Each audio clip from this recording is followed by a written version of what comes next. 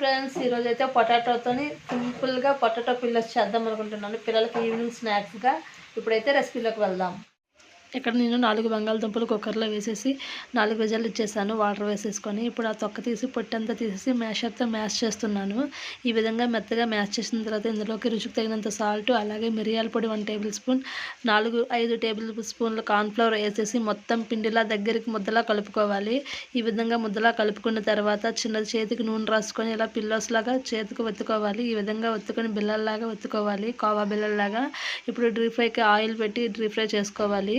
ఈ విధంగా ఆయిల్లో వేసి డీప్ ఫ్రై చేసుకోవాలి. మీడియం ఫ్లేమ్లో ఉంటుండగా డీప్ ఫ్రై చేసుకోవాలి. రెండు వైపులా బ్రౌన్ కలర్ వచ్చేటంత వరకు ఫ్రై చేసుకొని బాగా ఫ్రై అవ్వాలి. ఈ విధంగా ఫ్రై అయిన పిల్లోస్ని సైడ్కి తీసేసుకోవాలి, పొటాటో పిల్లోస్ని. ఈ విధంగా తీసుకున్న తర్వాత టమాటా కచప్తో తింటే చాలా బాగుంటాయి. మీరు కూడా రెసిపీని ట్రై చేయండి. ఫస్ట్ టైం చూస్తే సబ్స్క్రైబ్ చేయండి, అలాగే వీడియో నచ్చినట్లయితే లైక్ చేయండి. బై ఫ్రెండ్స్, మరొక మంచి వీడియోతో కలుద్దాం.